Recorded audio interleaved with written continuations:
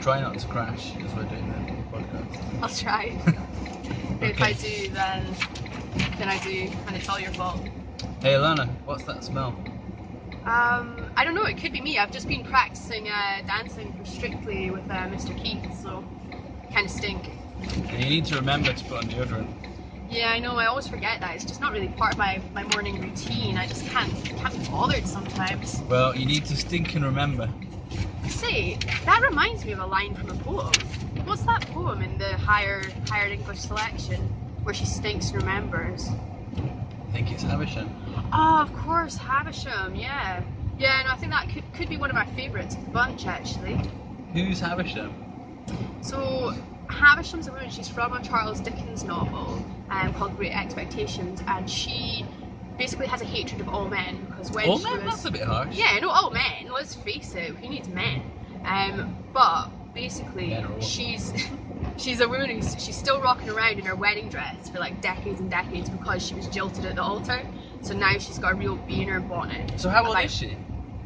I don't know, probably like 50, 60, something like that.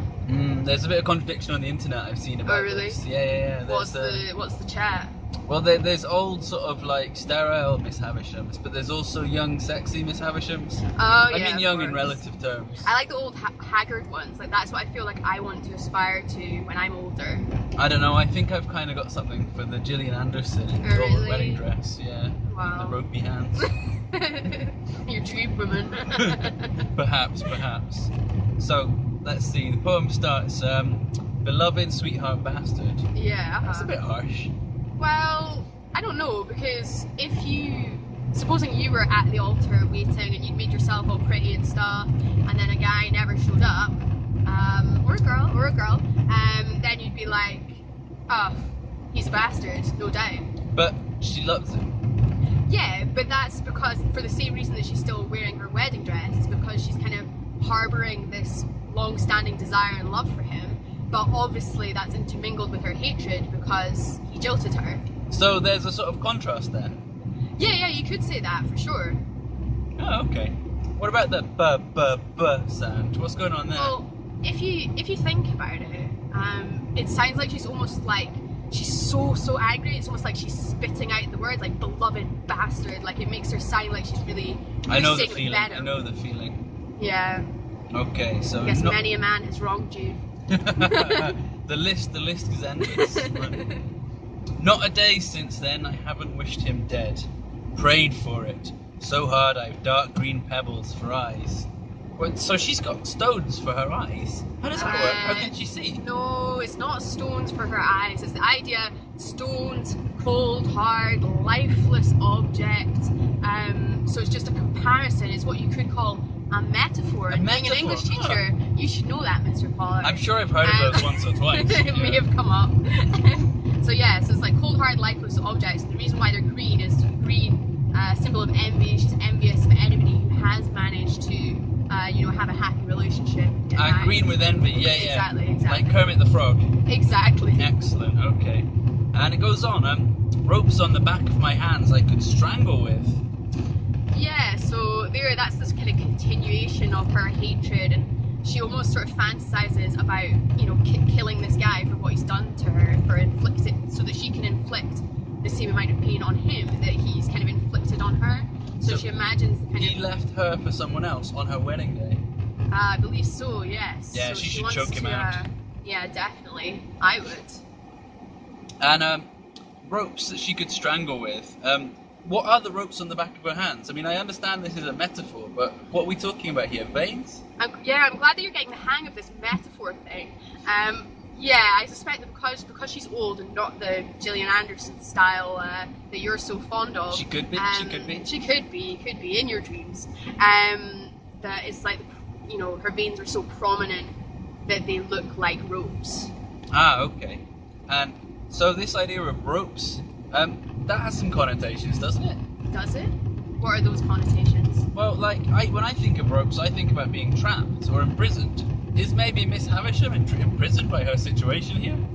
Oh yeah. So I guess she's imprisoned in her own kind of mental state, but then also she perhaps wants to imprison him as well, in the sense that if she could, get him back and lock him down, she would. So some good word choice there. Yeah, I'd say so. Top stuff, Duffy. Moving on, we've got spinster. I stinking remember. So, spinster, that's just a one-word sentence. That's pretty effective. Yeah, so it's it's similar to the beloved sweetheart bastard in that it's almost like, it's a harsh-sounding word, like spinster. It's almost like she's saying it's a curse about herself, like she hates that word. So she's really spitting it out. Yeah, you could say that, absolutely. Ah, okay. Funny story.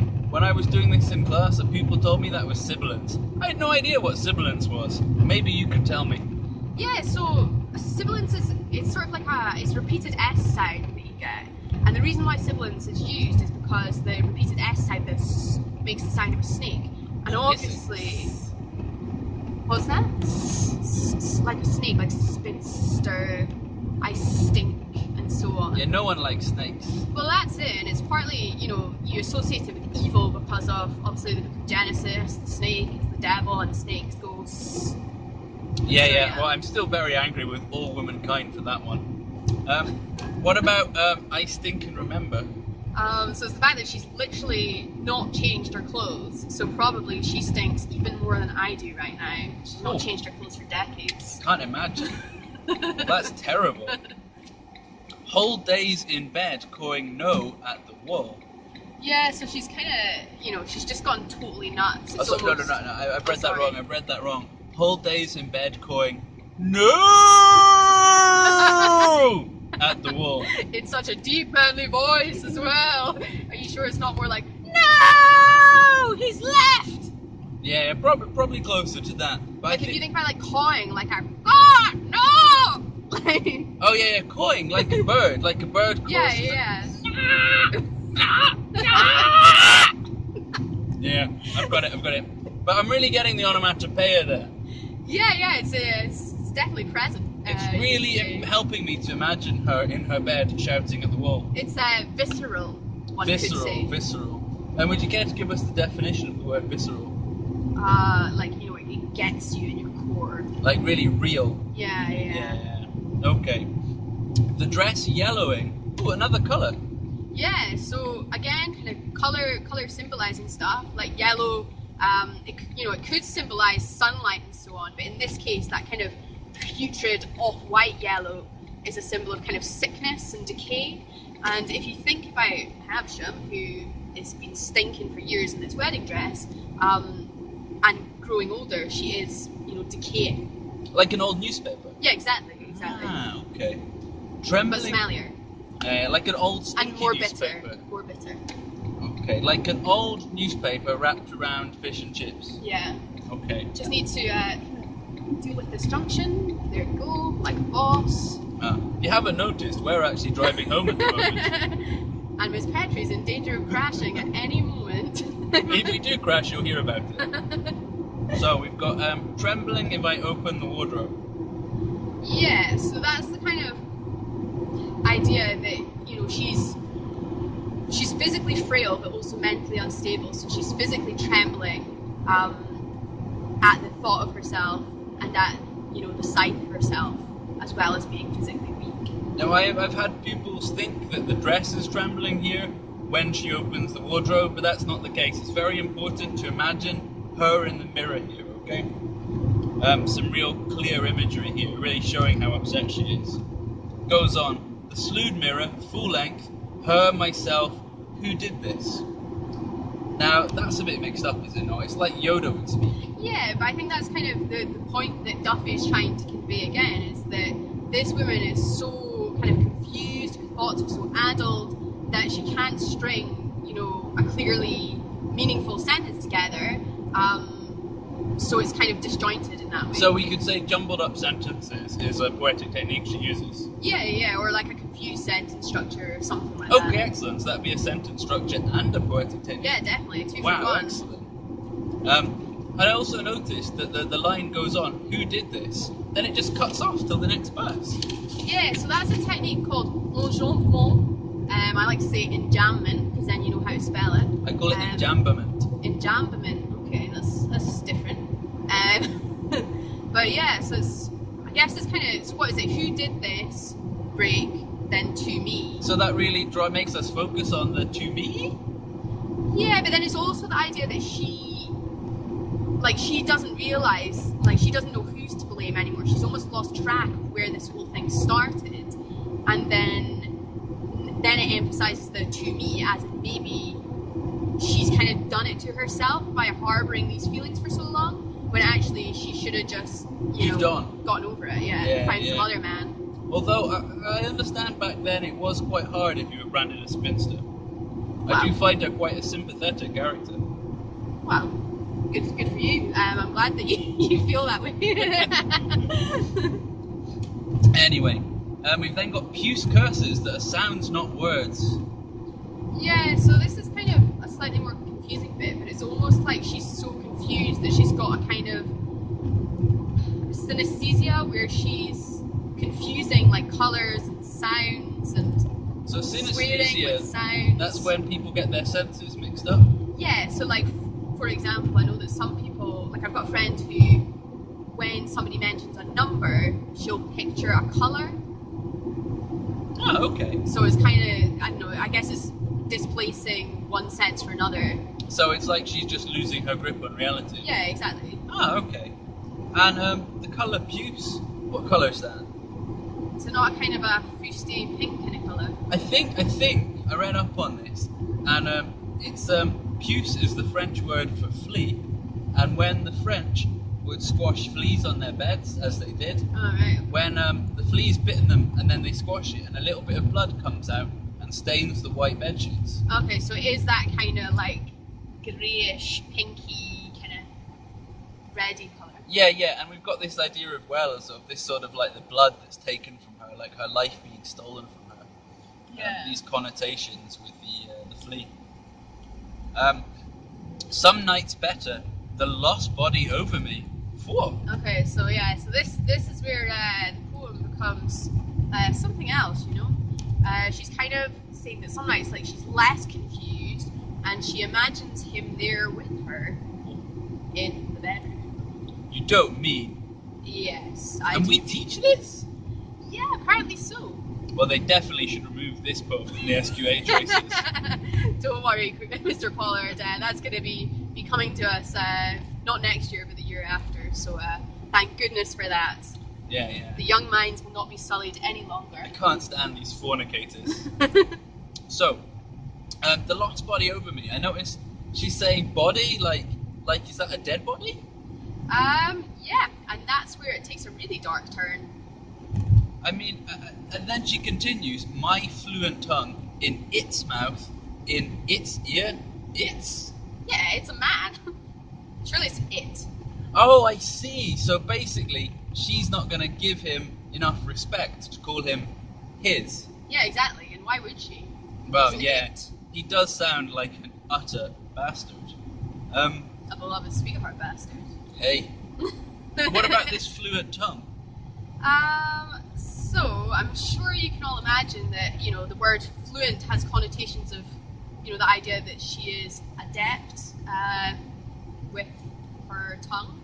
And so you can imagine what's going on there while she's dreaming about him. Ooh, okay. And then, the fluent tongue in its mouth, in its ear, then down till I suddenly bite awake? Yeah, so she's so annoyed at him, she's, sort of fantasizing about him, but also part of that fantasy is kind of causing him the ultimate pain. Oh, so she went down. Yeah, and then that bit away. Oh. See you later. Wow, well that's quite the revenge. Yeah, I'd say so. I noticed we've got some more enjambment here, because we've just got one word at the end here, loves, and then we cut to hate behind a white veil. Yeah, so because she's been talking about her love for him, there's then this break so that she can move back to talking about hatred, of course. Ah, okay. So we're kind of past that saucy stuff. There's not going to be any weird imagery anymore, is there? Yeah, I think there's... Yeah. We've got one more cracker coming up. Right, we've got that to look forward to then. Okay, so we've got a bit more contrast here. Uh-huh. We've got an oxymoron, hate behind a white veil. The love and the hate. Then we've got the red balloon bursting, so another colour. Yeah, so red, symbol of passion, but also danger and so on. And also, if you think about a balloon, Parties. well, maybe, or vaguely heart-shaped. And of course, when she was jilted at the altar, big Weddings or heartbreak. parties? They are. So maybe there were literally red balloons at the wedding, and like with the wedding cake that we're about to come on to, maybe, she was so angry she went and burst all the balloons. But yeah, it's also this idea, another kind of a sort of symbol of her heart exploding. Don't write down in your exam papers that Miss Havisham went around her wedding bursting all the balloons. Yeah, that's a special Petri interpretation. So we've got the red balloon bursting in my face. Bang! Another one-word sentence there. An onomatopoeic one-word sentence. With No less. plosive sounds. Go on yourself, There's just Duffy. so much goodies here, so much to talk about. Yeah, so... Then I stabbed at a wedding cake. I mean, that's in the poem, not me. Yeah. So she's just, obviously, understandably, when she was jilted, she was so furious, just looking to take her anger out on anything. And it's also this idea that, like, she won't fulfill her kind of role as a bride of actually getting married. Likewise, the wedding cake won't kind of serve its purpose by, being the thing that they cut once they get married. Ah, speaking of things that won't serve their purpose, that reminds me of the word white in the previous line. What does white symbolise? Innocence, purity, all of those things. Ah, yeah. So she herself would wear white on her wedding day? Yeah. And why did brides wear white on their wedding day, Miss Petra? To symbolise that they are pure and virginal and have yet to experience the pleasures of the flesh. And we can assume this is true of Miss Havisham? Yeah. Ah, okay. So, give me a male corpse for a long, slow honeymoon. Yeah, so That's I'm the guessing bracket. this was the line that you were waiting for. It was. So it's kind of what does one do on their honeymoon that involves taking off their white dress, which symbolises purity and innocence? Swimming? No, not swimming. Something else. Mr. Pollard. They'll work it out for themselves. Yeah. Let's not. Maybe Let's not be too obvious. One day we'll learn. Yeah, okay. But the male corpse, so again we've got this idea of a husband being dead. Yeah, again, she wants him dead, I guess, because it's sort of the only way that she's ever going to actually get him is if he is dead. Wow. So she's kind of accepted there that there's no resolution. Yeah. That's horrific. Yeah, but she's happy with his corpse. Is she happy though? Well, is she? Well, no, but that's what she's saying. That given the state she's in, she wants. Yeah. She'd take it.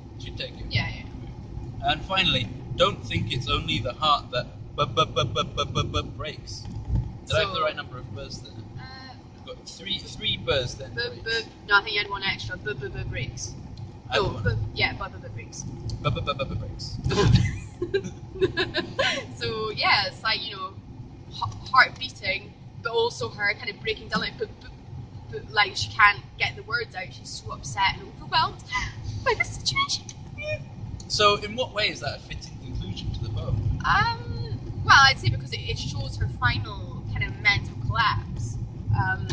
She's really losing it to the end. Oh yeah, Good. properly.